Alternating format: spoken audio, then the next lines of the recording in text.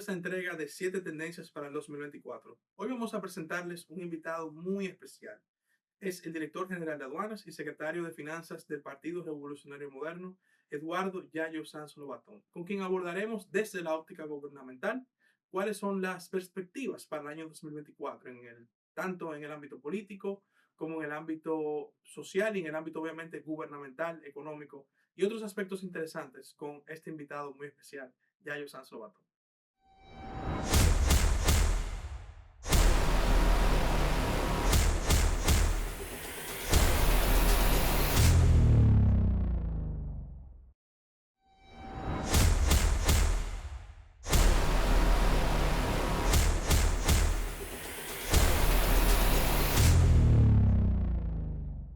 Como les había comentado, es un placer recibir en Líderes en esta edición especial de 7 tendencias para el 2024. Nuestro invitado del sector gubernamental, Eduardo Sanz Lobatón, mejor conocido como Yayo, director general de aduanas y secretario de finanzas del Partido Revolucionario Moderno. Yayo, gracias por acompañarnos. Orlando, siempre un placer hablar contigo. Estamos a tus órdenes. Feliz Navidad, viejo. Gracias, feliz Navidad.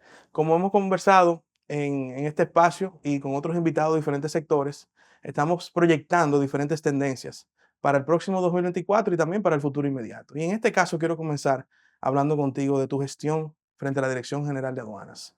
Cuando entraste a la Dirección General de Aduanas, recibiste una institución que prácticamente era un ente recaudador, pero has transformado la visión de la Dirección General de Aduanas de simplemente un ente recaudador a un facilitador del comercio. ¿Cómo ha sido esa transformación? Como bien tú dices, Orlando, mira, cuando uno recuerda en el imaginario de la gente la palabra aduana, tú recuerdas que cuando nos invadieron los Estados Unidos querían la aduana es la cobradora de impuestos, la aduana tiene que ver con incautaciones de droga, con incautaciones de armas, y a veces se le confunde, a veces con una agencia semipolicial, semi de seguridad. Sin embargo, desde que en el año 2004 la República Dominicana abrazó los acuerdos de libre comercio, y que la economía del mundo ya no se trata tanto de los aranceles, de las barreras de la frontera, como habría sido históricamente después de la revolución industrial.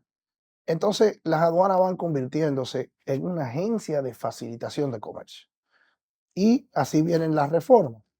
Eh, Desde que Luis Abinader gana las elecciones y el equipo económico me decide a mí mandar aquí a aduana, el enfoque fue de que cómo nosotros ayudábamos a nuestros exportadores, ayudábamos a nuestros importadores, cómo hacíamos de la República Dominicana un lugar donde invertir, donde vender, donde comprar fuera más fácil, más útil, más barato. Y entonces ahí viene el concepto de lo que es facilitar el comercio. Antes existía el Comité Nacional de Facilitación de Comercio, que nosotros lo convertimos en ley, lo convertimos en un instrumento jurídico permanente a través de la nueva Ley General de Aduana, que a mí me encanta hablar de eso. Pudiéramos hacer un programa solo de eso, porque la ley anterior era 1942 y la lucha de intereses, todo lo que se mueve alrededor de aduana, había sido imposible para los gobiernos anteriores, eh, eh, eh, los sectores aduaneros anteriores, hacer una nueva ley de aduana. Nosotros en el 2021, en agosto del 2021, promulgamos la ley de aduana y de allá para acá hemos promulgado algunos reglamentos nuevos y nosotros tenemos una de las legislaciones más modernas y más fluidas y más cambiantes, porque a través de su capacidad reguladora, ahora nosotros podemos corregir cualquier entuerto. Entonces, eso nos ha convertido en una punta de lanza del comercio de las Américas. Y por eso es que hemos visto como una fábrica de automóviles y neumáticos cierra en Zaragoza, España, para venir para la República Dominicana. Como vimos que la principal productora de comida enlatada y comida envasada del mundo instaló su centro de redistribución aquí en República Dominicana para distribuirle a todo el continente americano. Entonces, se ha facilitado el comercio a través, por ejemplo, de muchísimos usos nuevos que tenemos en la ventanilla única de comercio exterior, que ha sido reconocida por todas las instituciones paraduanales. O sea, ya tú puedes venir a aduana y desde aduana trabajar con el Ministerio de Salud, o trabajar con el Ministerio de Agricultura, o trabajar con cualquier otro de esos ministerios. Al final del día, esto es muy, pero muy innovador y ha puesto a la República Dominicana a ser ejemplo de cómo hemos facilitado el comercio, y eso se ha visto en el incremento de recaudación en el 2021-2022, donde excedimos en más de casi un 50% en los 2 años, ¿verdad? 30% en el año 2021 y un 19% en el año 2022, las recaudaciones estimadas por el Ministerio de Hacienda, lo que generó un superávit de casi 60.000 millones de pesos. Y después la gente se preguntaba, pero ¿y cómo pueden subvencionar los combustibles sin subir los impuestos? Eso no lo preguntaba el Fondo Monetario Internacional a nosotros. O cómo podían incrementar los subsidios sociales y las tarjetas de Supérate y los bonos sociales si no subíamos los impuestos en medio de un mercado de inflación, por el superávit de recaudación. Y el superávit de recaudación lo habíamos logrado porque hemos puesto el ojo en servirle al contribuyente, no solamente, que siempre será importante, pero no solamente en cobrarle al contribuyente. Entonces, de eso se trata, facilitar el comercio, de la ventanilla única de comercio exterior, de la nueva ley general de aduana, de las aplicaciones tecnológicas que hemos instalado, como por ejemplo, ya ahora nosotros damos muchísimos servicios a través de WhatsApp directo que tienen los mecanismos de servicio al contribuyente que tiene la Dirección General de Aduana, que antes no lo tenía, el programa de 24 horas, que es que si tú precalificas como operador económico autorizado con una serie de condiciones, sacando lo que se llama una especie de certificado de buena conducta, que llamamos operador económico autorizado, te repito, ya vamos por 60.000 furgones despachados en 24 horas. Cuando nosotros llegamos a aduana, ya te dije, había una ley de 1942, la de ahora es del 2021. Eh, el promedio de despacho cuando nosotros llegamos a aduana era de 9 días y 12 horas. Hoy es de 2 días y 8 horas. Eso quiere decir que las mercancías entran y salen de nuestros puertos, sea para ser importadas a nuestro mercado o sea exportadas al mercado de Haití, al mercado de las islas del Caribe, al mercado de Estados Unidos, en 2 días y 12 horas. Eso es prácticamente una revolución en términos de comercio. El presidente Abinader siempre resalta en sus logros la gestión tuya frente a la Dirección General de Aduanas. Y aparte de la eficiencia que él destaca en los procesos aduanales bajo tu gestión, también destaca dos términos que este gobierno ha puesto, digamos, de moda en el sector, sobre todo productivo: el nearshoring y el hub logístico. El hub logístico, tú lo has promovido, lo has hecho una bandera de tu gestión y definitivamente coloca a la República Dominicana en el mapa de la logística mundial. ¿Cómo tú proyectas que lo que tú comenzaste a proyectar desde aduanas como hub logístico de República Dominicana se vería en los próximos años? Mira, eh, el mundo de la posguerra, de la post Segunda Guerra Mundial, y, y el auge de la manufacturera en Asia generó que la cadena de suministros dependiera mucho de la mano de obra barata. Y en eso, Occidente no podía competir con Oriente. O sea, las fábricas en China, las fábricas en la India, las fábricas en Taiwán, las fábricas en Singapur, las fábricas en Corea, tenían mucho menos índice de mano de obra cara. Y por esa razón, todo Occidente, Europa, Estados Unidos, Canadá, eh, entregaron sus manufactureras, nuestras ropas, nuestros tenis, nuestros zapatos, los fabricaban allá. Con la lucha por la propiedad intelectual, en un momento de que ya los grandes centros de Occidente decían, pero ven acá, no me están pagando el canon o no me están pagando el royalty de la marca de los zapatos, de la marca, etcétera. Comenzó a haber una guerra por la calidad, pero todavía el costo se imponía. Es con el COVID-19, Orlando, que el mundo despierta la realidad de que la cadena de suministro no puede depender de algo tan foráneo, tan lejano como son los países de Oriente. Pero además viene la lucha geopolítica. Entonces tú tienes sociedades que no tienen gobiernos democráticos, que tienen intereses ya de lucha. Entonces Occidente vuelve a entender lo que es el nearshoring, o sea, tener una cadena de suministro desde un lugar que esté cerca, que tú puedas de algún modo monitorearte y con el que tú tengas identidad cultural, identidad política, historia. Entonces, eso nos vuelve a poner en la mira y eso es lo que llamamos nearshoring. Entonces, la República Dominicana, cuando tú vas al nearshoring, que en español sería costas cercanas, tú te das cuenta que la República Dominicana tiene una infraestructura aeroportuaria profundamente positiva y en ascenso. Por eso el contrato de Aerodón, que muchos han criticado. Pero el contrato de Aerodón era una manera de nosotros seguirle diciendo al mundo, nuestros aeropuertos están top of the line, nuestros aeropuertos van a ser modernos. Entonces, tú tienes la infraestructura aeroportuaria, tú tienes la infraestructura vial, tú tienes la infraestructura del turismo. Si nosotros estamos recibiendo más de 10 millones de turistas, eso quiere decir que están llegando aviones, eso quiere decir que se están usando carreteras. Entonces, somos un país que tenemos la infraestructura para tener uso, darle uso a nuestras costas cercanas. Eso es el nearshoring. Y ahora viene el hub logístico. ¿Qué es lo que es el hub logístico? Bueno, que si tú vendes flores en Colombia y quieres venderlas en Minnesota, tú necesitas un lugar donde las flores lleguen, se reempaquen, se cuadren, se le ponga la etiqueta, si hay que pintarlas, se pinten. Entonces, ¿dónde tú lo haces? Bueno, tú estás en Colombia, tú quieres que llegue a Minnesota. Bueno, ¿cuál es el lugar que tiene más conectividad aérea? Porque hace 50 años, hace 100 años, el comercio era marítimo, hablando. Hoy el comercio es más aéreo que marítimo. Entonces, la conectividad aérea es cada vez más importante. Y la República Dominicana tiene más vuelos directos a Europa que Brasil. Fíjate lo que te estoy diciendo. Brasil, esa potencia de más de 200 millones de habitantes. Entonces, todo eso conjuga en que la República Dominicana explote como un hub logístico. Y la gente dice, ¿qué? ¿Con qué se come eso?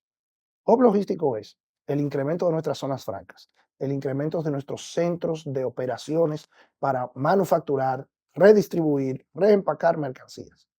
Y eso ha ido generando también en la población dominicana un know-how. Cuando nosotros pensábamos en zona franca, cuando yo era un muchacho y tú eras un bebé, la gente pensaba en zona franca como la que hacían la ropa, como la que hacían los zapatos. No, aquí hay zonas francas haciendo marcapasos cardíacos. Aquí hay zonas francas haciendo robótica aeronáutica. Aquí hay zonas francas diseñando software. Entonces, ese que está sentado en Santiago de los Caballeros, como yo lo vi hace unos meses, y está diseñando y ensamblando un robot que a su vez te va a poner un catete en la vena o te va a examinar un ojo, ese tipo se queda con ese know-how y ese no es un empleo de 10,000 pesos ni de 8,000 pesos. Entonces, todo eso es lo que quiere ser un hub logístico. Y por eso Luis Abinader lo ha puesto como uno de sus objetivos, lograrlo. Y creó hace un mes el gabinete logístico, así como está el gabinete del agua, así como está el gabinete de la seguridad, así como está el gabinete de obras públicas, está el gabinete logístico, donde hay un conjunto de instituciones que es presidido o coordinado por la Dirección General de Aduanas y el Ministerio de Industria y Comercio. Tú mencionaste hace unos momentos cómo has implementado avances tecnológicos de cara al servicio al usuario, pero también hemos visto que has implementado tecnología en los mismos chequeos en los puertos y otros enfoques en aduanas. ¿Cuáles? Yo sé que tú crees en la tecnología y por eso también le has impregnado ese toque a tu gestión, pero ¿cuáles serían esos grandes avances tecnológicos bajo tu gestión que has implementado en aduanas? Mira, cuando nosotros llegamos a la Dirección General de Aduanas, Orlando, paradójicamente, para mí de manera increíble, solo el 40% de la carga era examinado a través de rayos X. Hoy, más del 92% de la carga es examinado a través de rayos X. Tú me dirás, ¿pero cómo es eso? Bueno, cuando tú examinas mercancía a través de tecnología de rayos X, en el argot aduanero le llamamos de tecnología no intrusiva. O sea, no hay que abrir furgón, no hay que abrir caja por caja, sino que el rayo X te dice que si tú declaraste ropa, eso tiene unos colores térmicos, o sea, una temperatura, tiene un peso, tiene una nomenclatura que el rayo X la ve y dice, bueno, ahí hay ropa. Y por el peso se sabe la cantidad. Y pues, bueno. Entonces, eso primero logra una inmensa rapidez en la fluidez de los puertos, pero segundo, una inmensa seguridad. Nosotros hemos incrementado los hallazgos en armas en casi un 200%, los hallazgos en droga, para solo darte un dato. El último año antes de la instalación de los rayos X, que fue, como te decía antes de nuestra llegada, 3 toneladas incautadas. Hoy estamos incautando 30 toneladas de la mano de la Dirección Nacional de Control de Drogas. Entonces, la tecnología ha sido, desde nuestro punto de vista, lo principal para lo que yo creo que ha sido una gestión exitosa, aunque eso deben decirlo los demás. Pero el hecho de que tú tengas rayos X en Puerto Plata, tú tengas rayos X en Jaina, tengas rayos X en Caucedo, tengas rayos X en el aeropuerto de las Américas, tengas rayos X en el aeropuerto de Punta Cana, y estamos trabajando ahora ya para terminar de remozar todos los puestos aduanales fronterizos para que tengan sus rayos X. Eso nos ha dado una credibilidad con las demás aduanas del mundo, en especial con la de Estados Unidos, con la de Europa, con la de nuestros vecinos aquí en el Caribe, puesto que la gente sabe que lo que entra y sale de República Dominicana, bueno, las aduanas nunca son perfectas, ¿no? Si las aduanas fueran perfectas, bueno, pues entonces no hubiera droga en los Campos Elíseos, ni en la Quinta Avenida, ni en la Gran Vía de Madrid. O sea, las aduanas siempre son perfectibles. Ahora, lo que sí se busca a nivel internacional es que las aduanas tengan un estándar donde el que recibe de ti o el que manda donde ti tenga un nivel de seguridad que le permita. Y los equipos tecnológicos que hemos entablado en la Dirección General de Aduanas definitivamente nos permiten hoy decir que estas son unas aduanas modernas. Y no te he hablado de uno de los principales logos, que es el tema de el motor de riesgo. El motor de riesgo es lo que yo le llamo, es como una especie de inteligencia artificial que discrimina, por ejemplo, de dónde viene la carga, quién es el importador, cuáles son sus declaraciones, cuál es su historial financiero. Entonces eso te va detectando cuál es la carga de bandera roja que tenemos que sacar de la línea de ensamblaje y podemos revisar puntualmente. Y eso incrementa la efectividad de nuestras revisiones de una manera descomunal. Entonces, por ahí anda la cosa.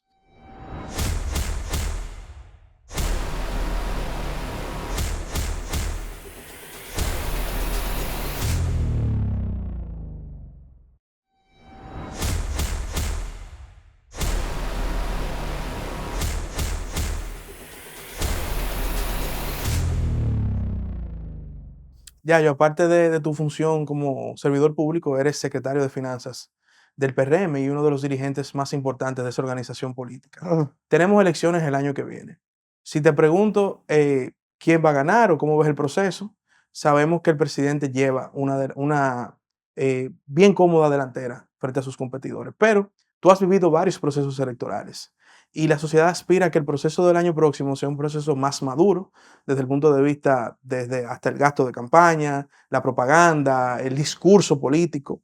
¿Tú crees que el año que viene veremos un proceso, dos procesos electorales más maduros para nuestra sociedad?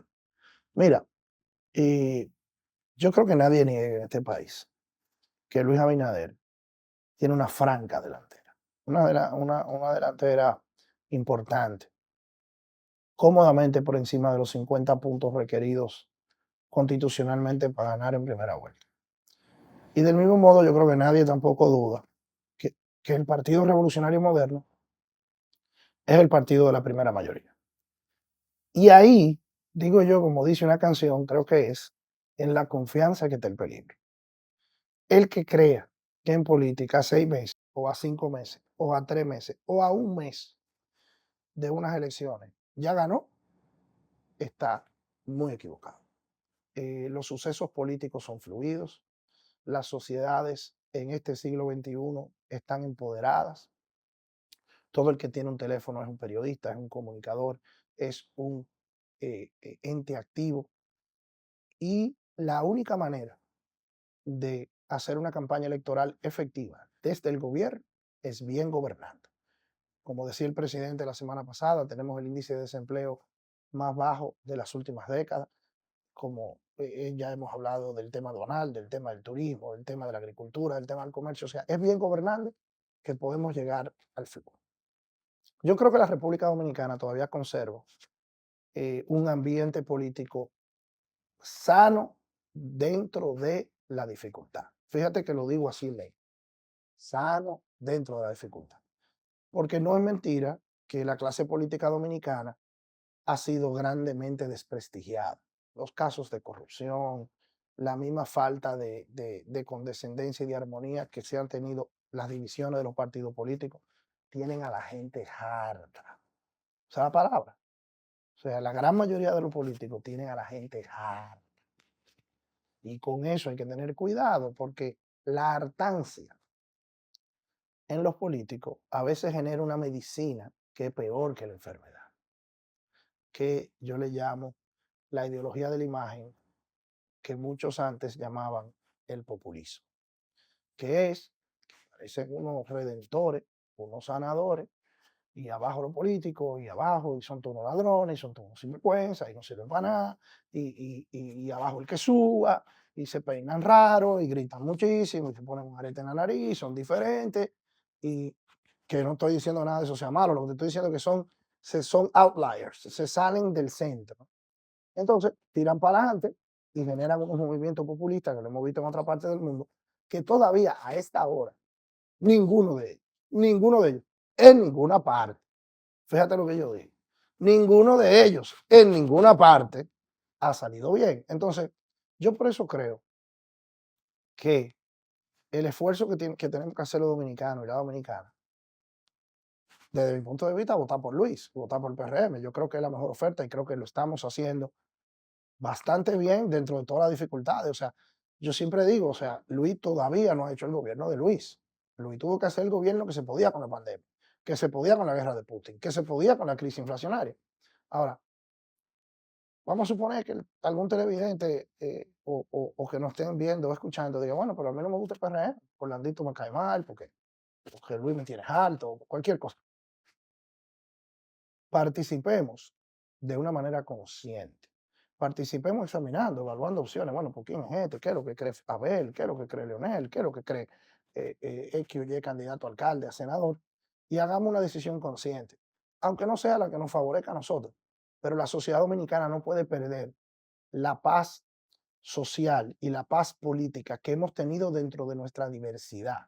Y por eso que yo a veces cuando yo fui opositor, que fui opositor por 20 años, yo nunca desconsideré ni, ni hablé en títulos peyorativos en general de nadie del Partido de Liberación Dominicana. Yo actuaba de manera contundente, de manera firme.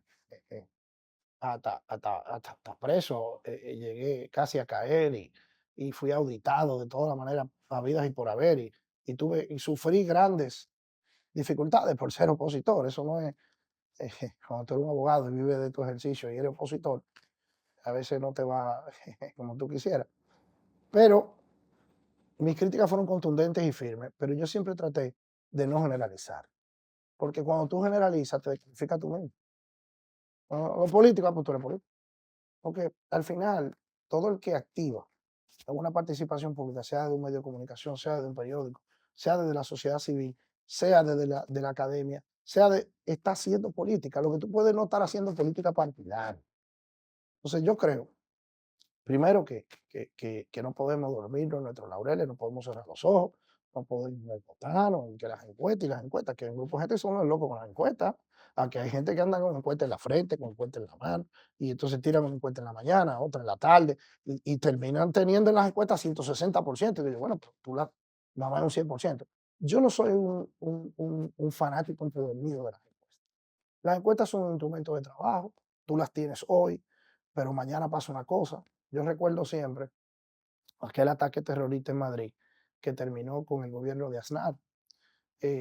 Y así muchas otras cosas. En la política, todo amanece. Mira, estábamos examinando el otro día el caso de Javier Milei en Argentina. O sea, Milei 3 meses antes de las elecciones de Argentina era una persona que generaba risa.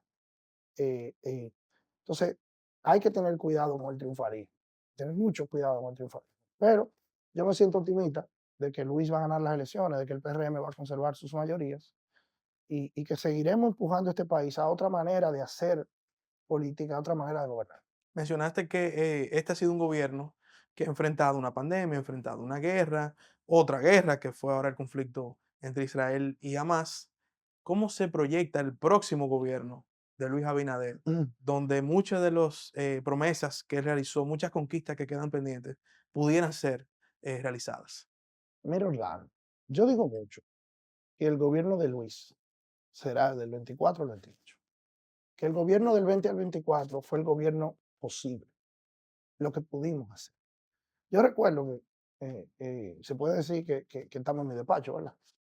Eh, eh, yo recuerdo que yo entraba a este despacho eh, 8 o 9 de la mañana y a veces yo me iba de aquí a las 2 y a las 3 de la mañana, sentado aquí, con los teléfonos, y no me podía ir hasta que Luis no nos despachara, porque estábamos en el tema de la vacuna. Y recuerdo cuando no era el presidente, era la vicepresidenta Raquel Peña, un seguimiento que parecíamos, yo pensé que trabajaba en FedEx.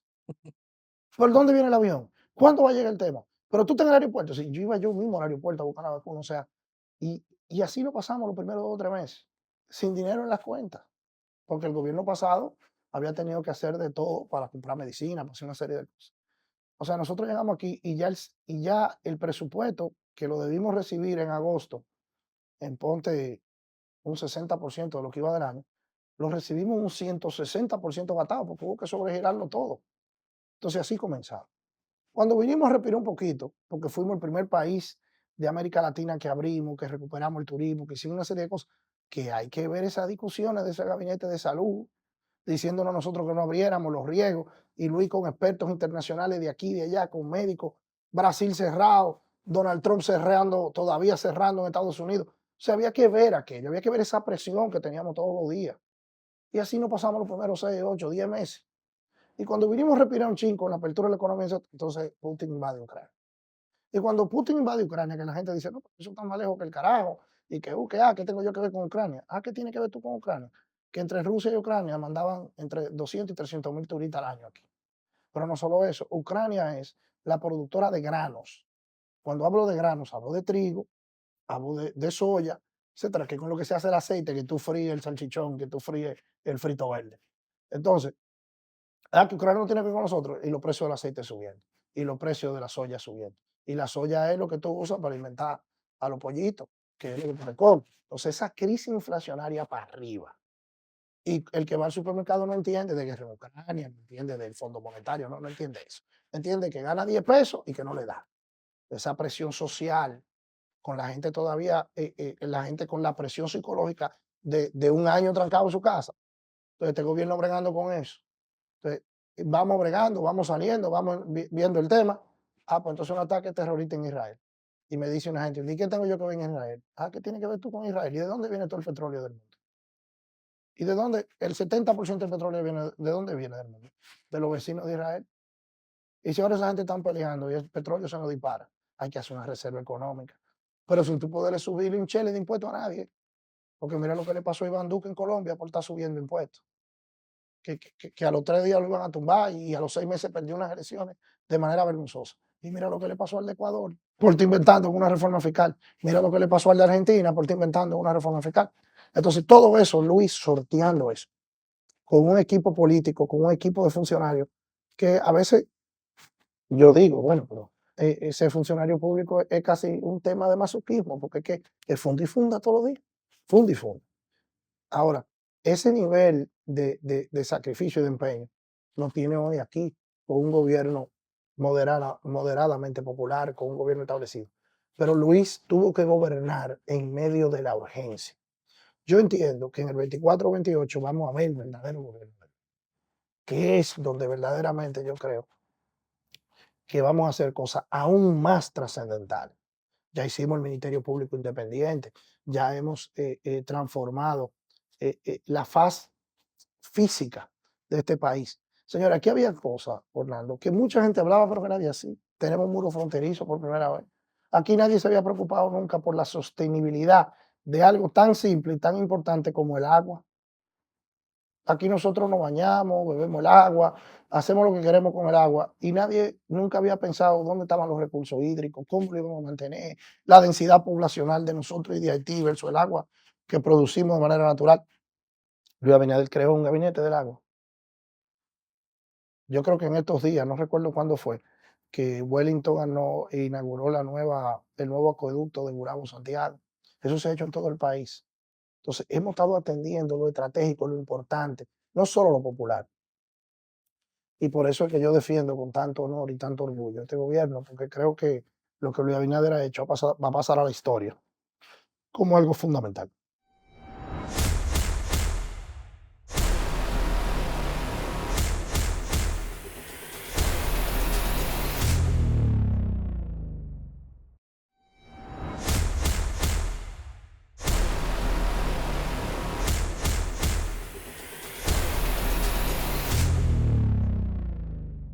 Cuando tú mencionabas la ideología de la imagen, que es lo que tú dices que antes se llamaba populismo, pero en algunas ponencias tuyas, tú hablas de la autenticidad, la importancia de ser auténtico en política en este momento. Quizás antes la clase política se manejaba, cómo discursiaba, o sea, había una serie como de formas que hoy día al parecer no importan tanto por el hecho de querer ser auténtico o ser auténtico.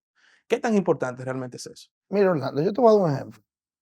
Cuando uno llega a estos cargos, es muy normal que tú te pongas en manos de profesionales de la imagen. Entonces, lo primero que llegan dicen, tiene que rebajar 20 libras, tiene que afeitar. No puede estar tosiendo en televisión, arreglate la corbata. Y hubo un amigo mío de ese mundo, un profesional importante de la publicidad y de la imagen, que me regaló un libro que decía, nosotros vivimos en una casa de cristal. O sea, el problema ya no es que tú tengas el pelo largo, que tú tengas el pelo corto, que tú seas moreno, que tú seas blanco, que tú seas homosexual o no lo seas, o que sea bisexual, que sea monógamo, que sea poligamo. Tú puedes ser lo que tú quieras ya, lo que tú quieras. Acuérdate que Donald Trump ganó las elecciones de Estados Unidos diciendo que los latinos éramos tal cosa y que él agarraba a las mujeres por donde le daba la gana y ganó la elección. Ahora, lo que tú tienes es que ser auténtico, porque este proceso de la imagen a veces lleva o conduce a muchos líderes de cualquiera de las esferas a ser postalitas, a ser falsos. Pero cuando esa falsedad se ejemplifica, por ejemplo, tú encuentras unos tipos que la familia es feliz, 60 fotos, y después tú ves que andan en la calle bebiendo romo y haciendo de todo. Eso ya esta sociedad no te lo asimila. Tú tienes que ser auténtico como tú eres. Y ya, algunos te comprarán, otros no te comprarán. Pero al final, lo que no se puede es ser falso. Entonces, a eso que yo me refiero con la ideología de la imagen y el populismo, que es que hay gente que quiere vender lo imposible. Hay gente que quiere hacer campaña sobre la base. Yo voy a eliminar los impuestos, pero cristiano. Desde que estamos hablando de democracia representativa de Grecia y Roma, hace 3000 años, no ha habido una colectividad humana que no cobre impuestos. Entonces tú vas a encontrar la fórmula. Entonces hay unos tipos que llegan y dicen, no, porque yo voy a eliminar la delincuencia. Pero ¿cómo que tú vas a eliminar? ¿Tú entiendes? Entonces, ese tipo de cosas suenan bonitas, suenan interesantes. Y yo siempre pongo el ejemplo de algunos antipolíticos, porque ellos no dicen que son populistas, ellos lo que el criterio es que los políticos son malos. Y es verdad que hay muchos políticos malos, y es verdad que hay muchos políticos que no tienen harto todos. Ahora, el problema es que los otros que dicen que no son políticos son iguales de políticos. Por ejemplo, Adolfo Hitler en Alemania. Él llegó sobre la base de que los partidos políticos eran corruptos. ¿Y qué pasó con Adolfo Hitler? Pero te voy a dar otro ejemplo. Benito Mussolini en Italia. Benito Mussolini llega al poder con la marcha de 1922 de las camisas negras, acabando con la clase política italiana. ¿Y dónde terminó Benito Mussolini? Con la cabeza cortada en la plaza de Roma, después de haber metido a Italia en la Segunda Guerra Mundial, que mató, algunos calculan que más de 100 millones de seres humanos. Pues yo de lo que yo te estoy hablando, ya. Y esos son los antipolíticos. Pero tú vas a épocas más recientes. Yo le pregunto a cualquiera de nosotros que tenga un amigo venezolano que le haga la historia del deterioro político de la República Bolivariana de Venezuela, que empezó con Hugo Chávez, que empezó haciendo cosas interesantes, empezó haciendo cosas buenas. Pero ¿en qué terminó ese deterioro? Pero vamos a Bolivia, al mismo Brasil, con este activismo desmedido de fiscales y jueces que terminaron metiendo presos a tal cojo, con razón, sin razón, a veces que sí, a veces que no. Metieron preso a Lula, Lula sale de la cárcel y gana las elecciones, generando una cadena de odio que la gente no entendió. Entonces, claro que tiene que haber un régimen de consecuencias. Y claro que si tú le pones la mano a lo que no te toca, tú debes caer preso. Ojalá sea por 1000 años.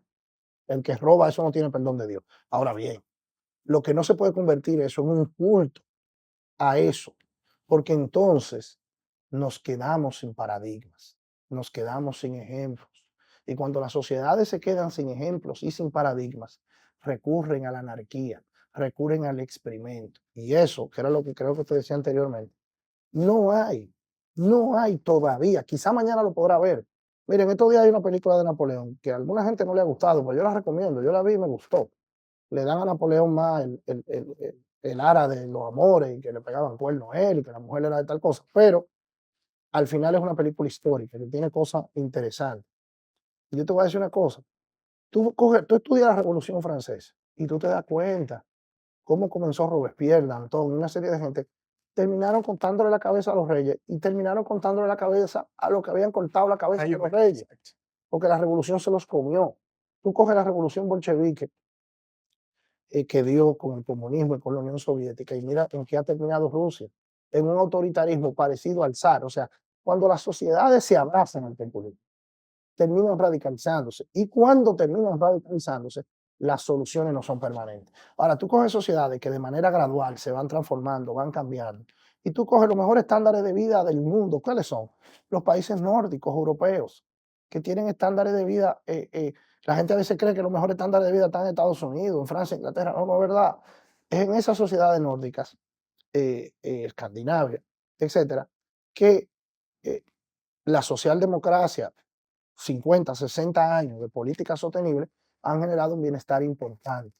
Entonces, a lo que yo me niego, o lo que trato de humildemente explicar, combatir, es a esa ideología que lo promete todo y a esas soluciones instantáneas. Mi experiencia como director de aduana ya por más de 3 años me ha enseñado a mí que los problemas de Estado son complejos, que los problemas de Estado no son simples. Entonces, cuando yo veo a una gente que dice que en 3 días lo va a resolver todo, que lo va a hacer todo, que no era nuestra forma de hacer oposición, nunca fue la de Luis. Bueno, tú en oposición podías decir una cosa que después del gobierno tú la ves de manera diferente. Porque también esta ideología de la imagen o del populismo se sacan hechos aislados, 30 segundos de un corte de video, 15 minutos de un audio, y eso pretende definir una persona. Lo hablábamos ahorita fuera de cámara. Yo me arranco 3 veces la nariz y me cogen un meme, me hacen un video y dicen, bueno, ¿y qué es lo que ya yo le pasa a la nariz?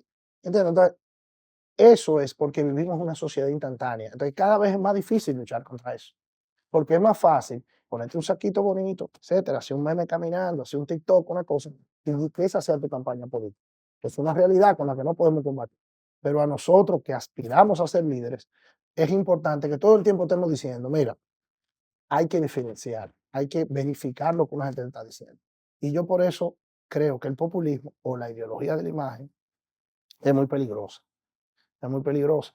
Y en la República Dominicana, gracias a Dios, todavía nadie de esa ideología que yo pueda ver ahora ha coronado. Porque, por ejemplo, yo me pasé la vida combatiendo a Leonel Fernández y a Danilo Medina, o sea, y creo que ambos fueron malos presidentes. Sin embargo, esos dos señores llegan a la presidencia de la República con un largo trabajo dilatado de la administración de los conflictos humanos, estudiando los conflictos humanos. Entonces, bueno, por malo bien que lo hagan, lo hacen dentro de un parámetro, lo hacen dentro de una que permite que las explosiones sociales, que las radicalidades no se expresen de una manera tan contundente que produzcan estallidos sociales.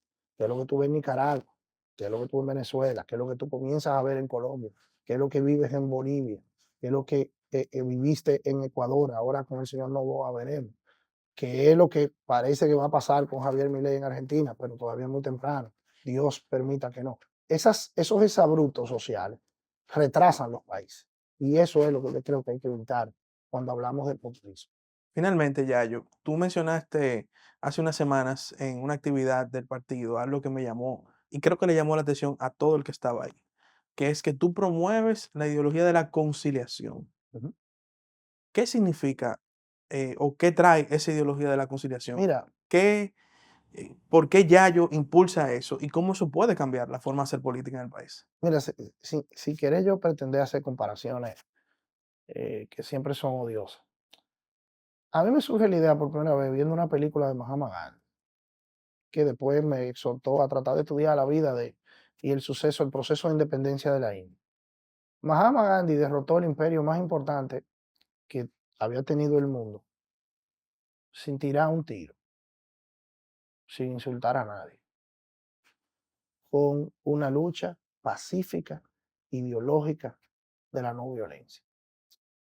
Y después, en el paso, yo me entrené mucho en mis primeros días políticos, bueno, siempre con tu papá, que éramos hermanos y fue el que me inscribió en la juventud del partido hace muchos años. Pero yo trabajé mucho del lado también de Atuey. Y al lado de Atuey de Cans, conocí a Peña Gómez y aprendí mucho de aquel PRDismo aguerrido, luchador, revolucionario. Y en mi proceso después como profesional que viví fuera, yo he visto que el agravio de hoy es un apoyo mañana, que el adversario de hoy es un aliado mañana. Entonces, si cuando tú y yo estamos enfrentados, yo te digo barriga verde, sinvergüenza, tu mamá no sirve para nada. Cuando llegue el momento de aliarnos, eso queda, eso se mantiene. Entonces yo por eso hablo de la ideología de la conciliación, de la ideología del perdón, de la ideología de entendernos y de no andar con un bagaje de crisis. Yo recuerdo, mira, yo tuve grandes diferencias con Guido Gómez, de quien fue muy amigo, después tuvimos diferencias porque él estaba en un proyecto. Y otro. Guido y yo, ahora cuando él compitió con Luis, yo fui y hablé con él y dije, mira viejo, tú no, o sea, y duramos Una conversación interesantísima de horas ideológicamente. Él me hablaba de que si la popicracia, que si esto, y yo, pero ¿qué popicracia? Si tú eres más popi que yo, ¿qué es lo que tú me estás hablando?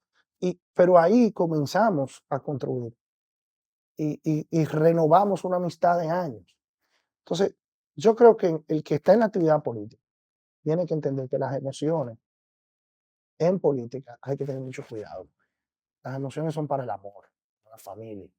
En política tú tienes que tener una conducta con mayores niveles de frialdad, con mayores niveles de sosiego, porque la política determina la vida de los seres humanos. Entonces no es tan simple como que Orlando me cae mal, no es tan simple como que Orlando no me cumplió. Eso tiene que tener una barrera, porque tú necesitas firmeza, tú no puedes ser indigno, tampoco tú puedes estar cogiendo golpes todos los días y celebrando los golpes. Pero a veces yo detecto en la actividad política una hipersensibilidad. O sea, te ponen un tuit y ya tú estás descalentado. Te dicen que los impuestos, las recaudaciones de aduana bajaron y ya tú quieres pelear. No. Entonces, yo hablo mucho en nuestro partido de la ideología de la conciliación por nuestra historia.